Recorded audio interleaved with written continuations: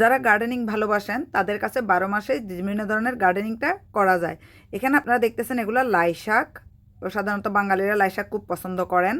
তো সেই অনুযায়ী এটা সারা বছরই আপনারা চাষ করতে পারেন। তবে একটা জিনিস মনে রাখবেন, আপনারা এই সময়টাতে চাষ করার থেকেও আপনারা যে জায়গাটা আপনার অ্যালটমেন্টের যে জায়গা বা গার্ডেন অথবা ব্যালকনিতে যেখানে আপনি চাষাবাদ করবেন না কেন সেই জায়গাগুলো রেডি করে ফেলেন। এখন ডিসেম্বর মাস, জানুয়ারি, ফেব্রুয়ারি মাস থেকে কিন্তু গার্ডেনিংটা পুরোদমে আপনি শুরু করতে পারবেন, কারণ তখন শীতের প্রকোপ কমে যাবে।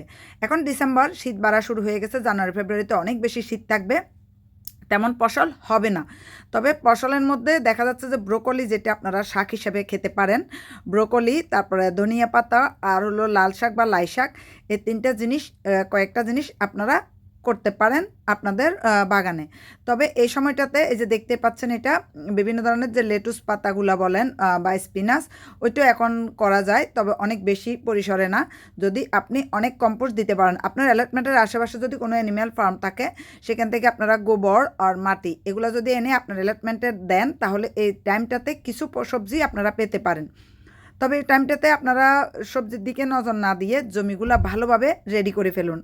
আপনার যেটুকু অ্যালটমেন্ট আছে বা আপনার যেটুকু বাড়ির মধ্যে জায়গা আছে, ঠিক ততটুকুর মধ্যে আপনার যদি বালতি থাকে সেখানেও আপনি চারা ফলিয়ে রাখতে পারেন, বা এখানে আপনি রেডি করে রাখেন। এই যে বালতিগুলো আপনারা দেখতে পাচ্ছেন, এই যে প্লাস্টিকের বালতিগুলো বা নষ্ট বালতিগুলো, এগুলোতে আপনারা একটা কাজ করতে পারেন। ঘরে যে শাক সবজি আপনারা রান্না করেন, খান যে অবশিষ্ট অংশটা বা স্কিনটা, বিভিন্ন সবজির ফলের করলানা বা কমলানা, বাদ বাকিগুলো আপনারা সামান্য একটু মাটি দিয়ে এরকম বালতিতে আপনারা রেখে দিতে পারেন, অথবা অ্যালটমেন্টে নিয়ে আপনারা যে দেখতে পাচ্ছেন অনেকগুলো পাতা সহ আপনারা কিছু কিছু মাটি উপড়ে নেবেন, তারপর মাটির নিচে এগুলো রেখে দিবেন।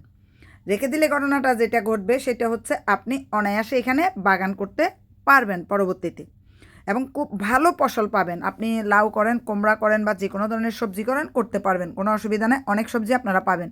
অনেকের অ্যালটমেন্টে দেখা যাচ্ছে এখনও তারা পরিষ্কার করেনি। তবে এখন তো বিভিন্ন দিকে আপনি যেই পার্কে যান না কেন, প্রচুর পাতা পাবেন। তো আপনারা যদি কম্পোস্টের টাকা বাঁচাতে চান, তাহলে আপনারা যে কাজটা করবেন, আপনাদের মাটি কিছুটা উপরে দিয়ে সেখানে আপনারা কম্পোস্টের জন্য যে গাছের যে শুকনো পাতাগুলো আপনার অ্যালটমেন্টে এনে পচাবেন, দিয়ে রেখে দিবেন। বিভিন্ন ধরনের শাকসবজি খাওয়ার পরে যেগুলো থাকে খোসাগুলা, সেগুলো আপনারা দিয়ে দিবেন। তবে বিটার জাতীয় না, টক জাতীয় না, এগুলো দিবেন না, তাহলে আপনার মাটি গুণাগুণটা নষ্ট হয়ে যাবে অনায়াসে।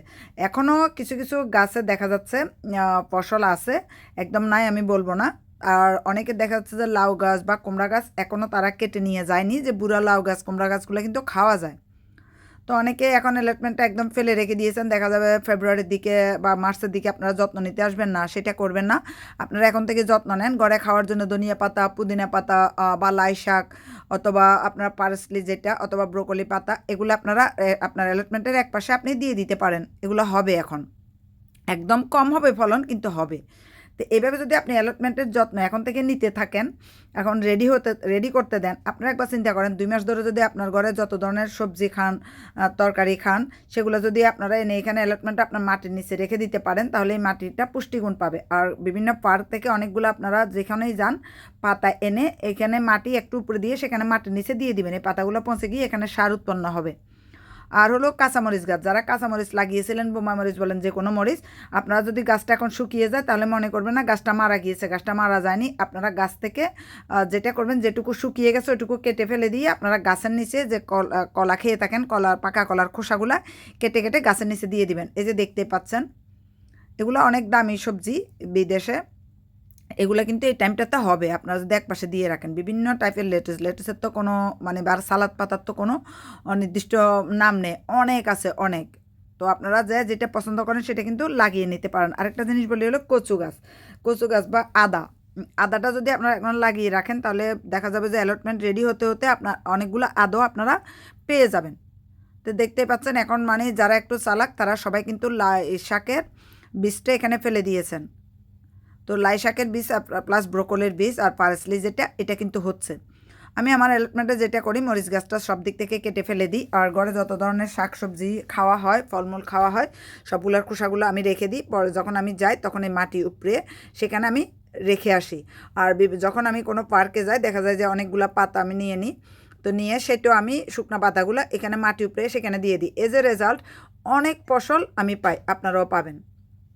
সুতরাং এভাবে ফেলে না রেখে অযত্নে ফেলে না রেখে একটু যত্ন নেন, কারণ বাজার থেকে যে কম্পোস্ট কিনেন সে কম্পোস্টে বেশি ফলন দেয় না, আবার দেখা যায় ভিটামিনও কিনতে হয় বিভিন্ন শপ থেকে, তো সেটারও প্রয়োজন নেই। এই যে দেখেন এই পাতাগুলো এখন আপনারা খেতে পারেন এখানে ফলিয়ে, ইজিলি, একদম ইজি। আপনারা আরেকটা কাজ করবেন, সেটা হলো এই যে এখন বিভিন্ন ফার্মে কিন্তু যে গোবর বা কম্পোস্ট এটা একদম সস্তাতে পাবেন। তো কী করবেন, নিয়ে আপনার যে অ্যালটমেন্ট মাটি প্রথমে সরাই ফেলবেন অনেকটুকু, পরে নিচে দিয়ে রাখবেন। পরে দেখবেন যে এই মাটিটা এতটুকু উর্বর হবে যে আপনি যে যে ফসলটা আপনার যখন ফসলটা হবে তখন দেখবেন যে কয়েক গুণ বেশি ফসল আপনারা পাবেন। লাই পাতাটা কয়েক রকমের হয়, যে পার্সলি যেটা বিভিন্ন ধরনের হার্ব, আমরা সাধারণত স্যান্ডউইচ খাওয়ার জন্য বিভিন্ন ধরনের হার্ব কিনে নিয়ে আসি, ফ্রেশ হার্ব যেটা বাগান থেকে বা সুপার মার্কেট থেকে, সেটা আপনারা এখানে এখন ফলাতে পারেন। এই যে দেখেন কেউ রেডি করতে শুরু করে দিয়েছেন তাদের জায়গাটা, একদম ফসল আগের শুকনো ফসলগুলো কেটে ফেলে দিয়ে এখন তারা বিভিন্ন ধরনের শুকনা পাতা বলেন বা বিভিন্ন ধরনের শাকসবজি ফলমূলের খোসা বলেন সবগুলা এসে মাঝে মধ্যে এখানে রেখে চলে যাচ্ছে। এই যে রেজাল্ট পরবর্তী বছর আপনারা যখন ফেব্রুয়ারি মার্চে বিভিন্ন শপিং মল থেকে আপনারা কম্পোস্ট কিনতে যাবেন, সেই কম্পোস্টটা কেনার কোনো প্রয়োজন হবে না, কারণ মাটিটা যদি এখন থেকে রেডি করেন। আর যারা এরকম অযত্নে ফেলে রেখেছেন তাদের অনেক টাকা বেশি লাগবে, কারণ কম্পোস্ট কিনতে হবে। কম্পোস্ট না কিনলে কিন্তু বিদেশের মাটিতে কোনো ফসল হয় না, এটা বাংলাদেশ না। আবার দেখেন আপনার বাসায় যদি বাথটাব নষ্ট হয়ে যায়, যে দেখতেই পাচ্ছেন বাথটাব নষ্ট হয়ে যায়, সেখানে আপনি ফসল ফলাইতে পারেন। তারপরে আপনার সিঙ্ক নষ্ট হয়ে যায় অনেক সময়, তো সেই জায়গাগুলো তো দেখা যায় অনেকে এখানে তাদের অ্যালটমেন্টের জায়গাটাতে তারা রেখে দিয়েছেন, একদম টয়লেট বলেন, বাথটাব বলেন, সিঙ্ক বলেন, সব কিছুই তারা কম্পোস্ট দিয়ে দিয়েছেন। কম্পোস্ট দিয়ে সেখানে তারা ফসল ফলাবেন। তো আশা করছি ভালো লেগেছে আপনাদের। আপনারাও আপনাদের জায়গা থাকলে সেই জায়গাগুলোতে ঠিক একইভাবে আপনারা রেডি করতে পারেন, কারণ আপনারা যদি রেডি করেন তো দেখা যাবে যে আপনারা ইজিলি ব্যবহার করতে পারেন। এই যে দেখতেই পাচ্ছেন বিভিন্ন ধরনের লেটুস, বিভিন্ন ধরনের ব্রোকলি বলেন বা ফুলকপি বলেন, পাতাকপি বলেন, সেটার অনেকগুলো জাত রয়েছে, সেটা এখন করা যাবে। তবে একপাশে পুরো অ্যালটমেন্টে তার করার দরকার নেই, আপনার যেটুকু জায়গা সেটুকুর মধ্যে আপনি করতে পারেন। আর যদি ঠান্ডার মধ্যে আপনার যেতে ইচ্ছে না করে, ঠান্ডার মধ্যে যাওয়া তো খুব কষ্টকর অ্যালটমেন্টগুলোতে, তো ঠান্ডার জন্য যেটা করবেন সেটা হলো আপনারা সপ্তাহে একদিন বা মাসে একদিনে যদি যান, বাসায় একটা ঢাকনাযুক্ত বালতিতে যত ধরনের শাকসবজি খাবেন সবগুলা সেখানে রেখে দিবেন। রেখে দিয়ে চা পাতা, ডিমের খোসা বা সিদ্ধ ডিমের খোসা ডিম যদি ভাজি খান, সে খোসাটা একটু ধুয়ে নেবেন। ধুয়ে তারপর আপনারা এটারে চূর্ণ করে রেখে দিবেন। তারপরে আরেকটা জিনিস হলো পেঁয়াজের খোসাগুলো একটু ব্লেন্ডিং করে সেটা নিয়ে যেতে পারেন সেখানে। তো সেটা দেখা যাচ্ছে ওখানে যদি আপনারা রাখেন, এই যে দেখতে পাচ্ছেন আপনাদেরকে একটু আগেই বলেছি আমি, আপনার সিঙ্ক, বাথটাব, টয়লেট সব কিছুতেই আপনারা চাইলেই কিন্তু করতে পারেন। আর যারা আমার ভিডিওটি দেখবেন বা দেখতেছেন, প্লিজ চ্যানেলটি সাবস্ক্রাইব করে রাখবেন, আর অবশ্যই কমেন্ট করে জানাবেন কেমন হয়েছে ভিডিওটি।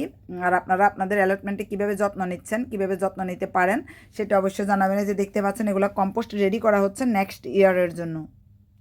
এখন যদি আপনারা যত্ন না নেন তাহলে বেশি টাকা খরচ করে আপনাদের কম্পোস্ট আনতে হবে। যে এগুলো যদি আপনারা কেটে এখানে মাটি চাপা দিয়ে রাখেন, এখান থেকেও কিন্তু অনেকগুলো কম্পোস্ট রেডি হয়ে যাবে। তো একটু বুদ্ধি থাকলে হয়, গার্ডেনিং করতে গেলে একটু বুদ্ধি থাকা লাগে, তাহলে কম খরচে আপনি অনেক বেশি ফসল পেয়ে যাবেন। তো আপনারা অবশ্যই ভালো থাকবেন, আমিও ভালো আছি। ধন্যবাদ আপনাদের সবাই।